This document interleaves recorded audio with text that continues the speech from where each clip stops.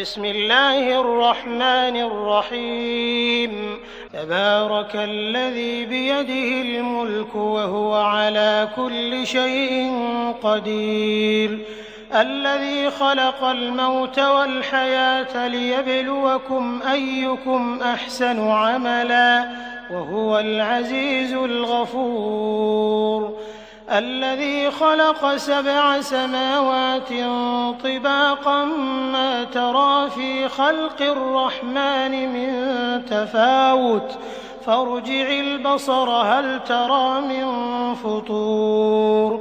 ثم ارجع البصر كرتين ينقلب إليك البصر خاسئا وهو حسير ولقد زينا السماء الدنيا بمصابيح وجعلناها رجوما للشياطين وأعتدنا لهم عذاب السعير وللذين كفروا بربهم عذاب جهنم وبئس المصير إذا ألقوا فيها سمعوا لها شهيقا وهي تفور تكاد تميز من الغيظ كلما ألقي فيها فوج سألهم خزنتها ألم يأتكم نذير قالوا بلى قد جاءنا نذير فكذبنا وقلنا ما نزل الله من شيء إن أنتم إلا في ضلال كبير وقالوا لو كنا نسمع أو نعقل ما كنا في أصحاب السعير فاعترفوا بذنبهم فسحقا لأصحاب السعير إن الذين يخشون ربهم بالغيب لهم مغفرة وأجر كبير وأسروا قولكم أو اجهروا به إنه عليم بذات الصدور ألا يعلم من خلق وهو اللطيف الخبير هو الذي جعل لكم الأرض ذلولا فامشوا في مناكبها وكلوا من رزقه وإليه النشور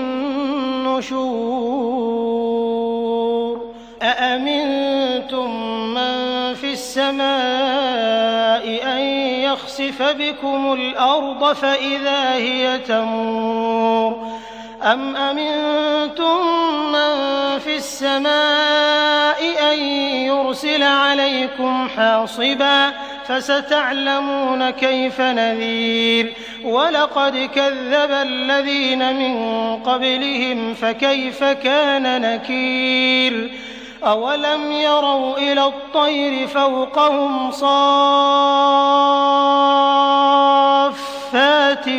ويقبضن ما يمسكهن إلا الرحمن إنه بكل شيء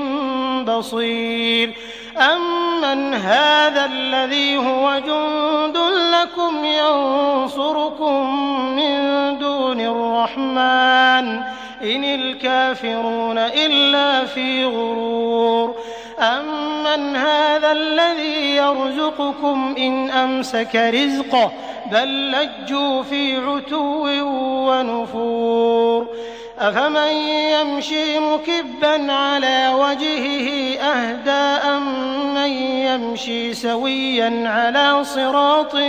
مستقيم قل هو الذي أنشأكم وجعل لكم السمع والأبصار والأفئدة قليلا ما تشكرون قل هو الذي ذرأكم في الأرض وإليه تحشرون ويقولون متى هذا الوعد إن كنتم صادقين قل إنما العلم عند الله وإنما أنا نذير مبين فلما رأوه زلفة سيئت وجوه الذين كفروا وقيل هذا الذي كنتم به تدعون قل أرأيتم إن أهلكني الله ومن معي أو رحمنا فمن يجير الكافرين من عذاب أليم قل هو الرحمن آمنا به وعليه توكلنا فستعلمون من هو في ضلال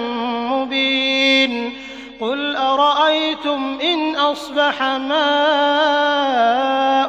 غورا فمن يأتيكم